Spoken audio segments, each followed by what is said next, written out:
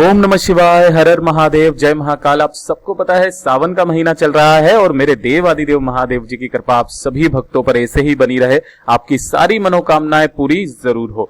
अगर फिर भी आपके जीवन में कोई बड़ी विकट समस्या आ जाए, कोई एक ऐसी समस्या जिसकी गुत्थी सुलझ ही नहीं रही है, आपका पूरा घर परेशान है और घर में कोई ना कोई समस्या हमेशा लगी हुई रहती है, कभी बीमारी की समस्या, कभी धन की समस्या, कोई ना कोई समस्या अगर आपके घर में है तो आपके घर की सारी समस्याएं मात्र एक छोटे से उपाय से खत्म हो जाएगी। एक छोटा सा उपाय करना है, ज्यादा से ज्यादा 2 महीने और सारी समस्याओं का समाधान हो जाएगा। पार्थिव शिवलिंग बना करके ये वाला उपाय आपको करना है, पूज्य गुरु जी की कथा से सुन करके और समझ करके।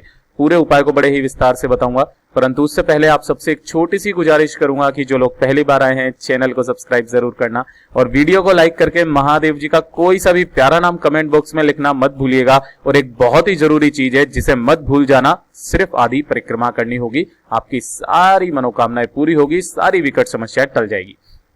इस पूरे वीडियो के अंदर हम लोग 3 महा उपायों के बारे में बात करेंगे जो कि सावन के महीने में भी किए जाते हैं और इसके अलावा भी अगर आप करना चाहें तो इस उपाय को कर सकते हैं, आपको निश्चय ही इसमें सफलता मिलेगी। जिसमें पहला वाला उपाय आप कभी भी कर सकते हैं पूरे साल में, सिर्फ एक बार करना इस वाले उपाय को और आपकी सारी समस्याएं खत्म जरूर होगी। ठीक है, देखिए पहले वाला उपाय जिससे कि आपकी 2 महीने के अंदर अंदर घर की सारी समस्याएं खत्म होगी, ध्यान से सुनना।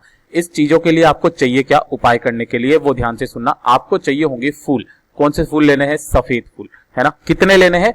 5 सफेद फूल। अब भैया जो मैंने बगल में चित्र दिया हुआ है ना, हमेशा बताता हूं और बताना मेरा फर्ज है, यह है केतकी का फूल जो कि महादेव जी को नहीं चढ़ाया जाता है, तो गलती से भी ये वाला सफेद फूल मत ले लेना, ठीक है ना। अगर आप इसे महादेव जी को चढ़ाते हैं तो आपको 1000 गौ हत्या का पाप लगता है, सीधी बात। आपको चाहिए क्या? 5 सफेद फूल। इसके बाद में चाहिए होंगे चुटकी भर काले तिल।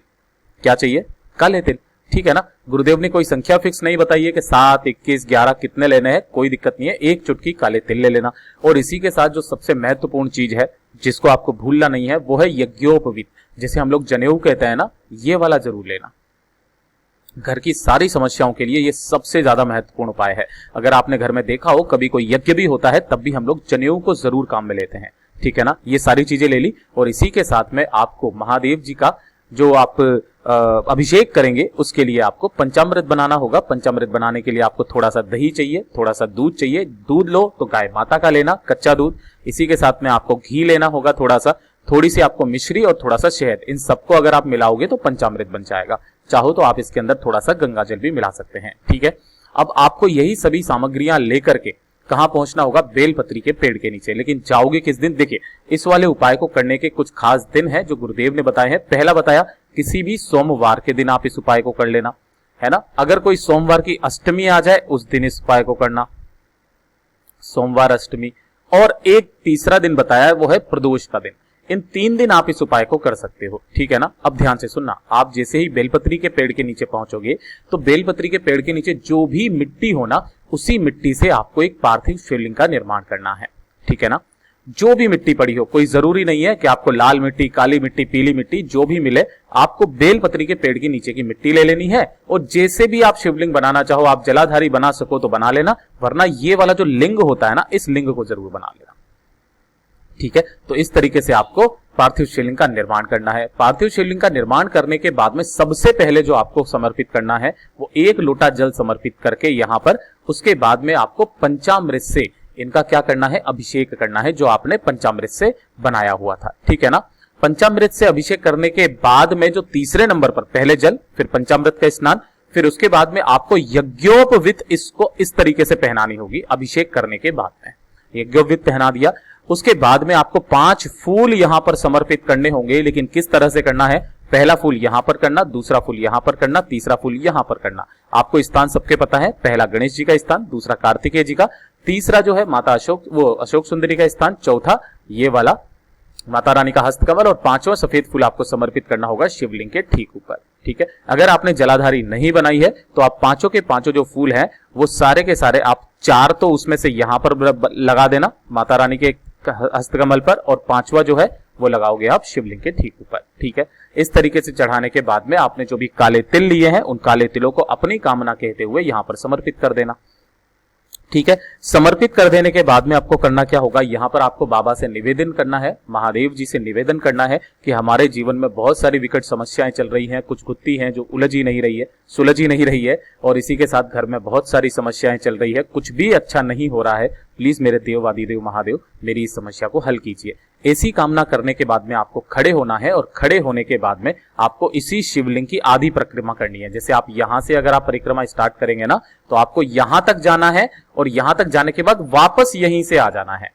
ये जो आधी परिक्रमा होती है ना, महादेव जी की सिर्फ आधी परिक्रमा होती है, क्योंकि जलाधारी को लांघा नहीं जाता है, इसी वजह से केवल आधी परिक्रमा करी जाती है। इसी आधी परिक्रमा को पूर्ण परिक्रमा माना जाता है। यही आधी परिक्रमा करके आपको निवेदन करके इसी शिवलिंग को यहां से उठाना है, और हो सके तो आप अपने साथ में एक बाल्टी जरूर लेकर के जाना है ना। ये मैं क्यों बता रहा हूं, इस बाल्टी के अंदर जो पानी होगा ना, आप इस शिवलिंग को उसी बाल्टी के अंदर डाल देना और इसका विसर्जन कर देना। विसर्जन करना बहुत ज्यादा जरूरी होता है।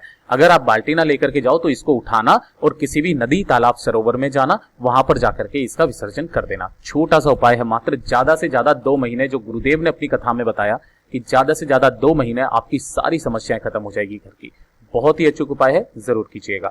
अब बात करते हैं दूसरे वाले उपाय की तरफ, ठीक है ना। देखिए, दूसरा वाला जो उपाय है ना, आजकल के जमाने में बीमारियां बहुत ज्यादा बढ़ गई है, खास करके स्त्रियों की जो बीमारियां होती है, कभी कमर दर्द, कभी पेट दर्द, कभी घुटनों का दर्द, ये वाली जो समस्या है ना, उनके जीवन में हमेशा लगातार चलती रहती है। तो उसके लिए सबसे अचूक उपाय बताया है। किसी भी दिन इस उपाय को कर सकते हो। सावन का महीना चल रहा है, किसी भी दिन कर लेना। ध्यान से सुनना, समझने की कोशिश करना।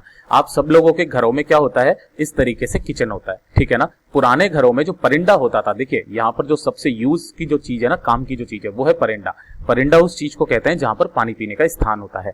इस वाले स्थान को हम लोग कहते हैं हमारे पितृदेवों का सबसे प्यारा स्थान होता है। यहाँ पर शाम को दीपक भी जलाया जाता है, पितरों की शांति के लिए, उन्हें प्रसन्न करने के लिए, ठीक है ना, कि हमारा परिवार जो है हमें अभी भी याद करता है।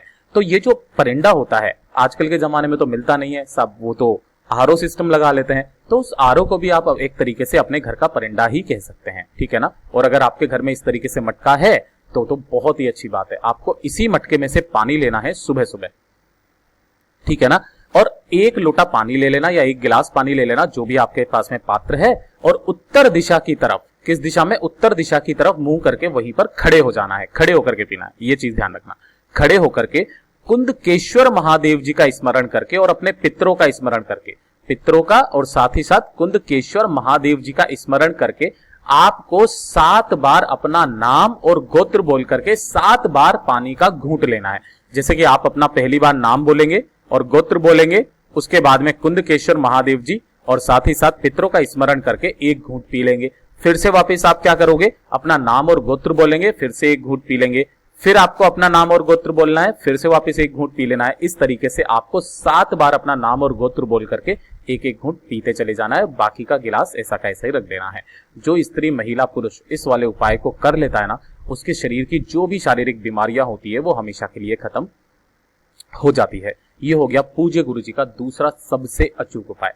अब बात करते हैं तीसरे वाले उपाय की तरफ, जो कि किसके लिए होता है। ये केवल और केवल सोमवार के दिन किया जाता है। किस दिन किया जाता है ये वाला उपाय, सोमवार के दिन। आपकी कोई सी भी इच्छा, कोई सी भी मनोकामना क्यों ना हो, बड़ी से बड़ी मनोकामना पूरी होती है। और इसका मैं आपको उदाहरण भी दूंगा कि ऐसा क्यों। देखिए, सोमवार के दिन आपको यह वाला उपाय करना चाहिए। ध्यान से सुनना, आपको लेकर के आना होगा एक बेल का फल, ठीक है ना। यह वाला उपाय मैं कई बार पहले भी बता चुका हूं, जब भी सोमवार आता है मैं आपको जरूर बताता हूं।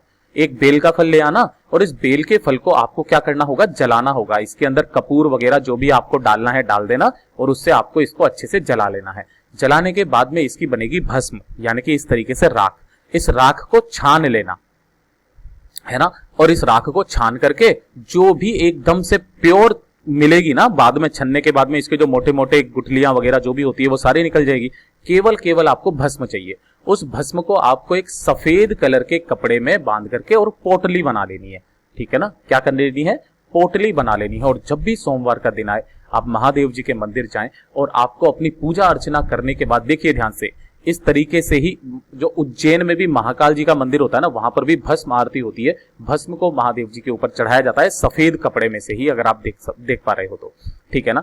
तो जो व्यक्ति सफेद कपड़े में से महादेव जी का, शिवलिंग का अभिषेक कर देता है उस बेल के फल की भस्म से, उसकी सारी मनोकामनाएं पूरी होती है। मात्र आपको सोमवार को यह वाला उपाय करना है, और सावन के सोमवार जो व्यक्ति इस उपाय को कर लेता है ना, सावन खत्म होने तक उसकी चाहे कितनी भी बड़ी कोई मनोकामना क्यों ना हो, पूरी जरूर होती है। पूज्य गुरुजी ने जैसा अपनी कथाओं में बताया वैसा आसान भाषा में आपको बताने का संपूर्ण प्रयास किया। वीडियो अगर पसंद आया हो तो लाइक जरूर करना, साथ ही साथ चैनल को सब्सक्राइब किए बिना मत जाइएगा। मैं आपसे मिलता हूं अगले वीडियो में, तब तक के लिए ओम नमः शिवाय, जय महाकाल।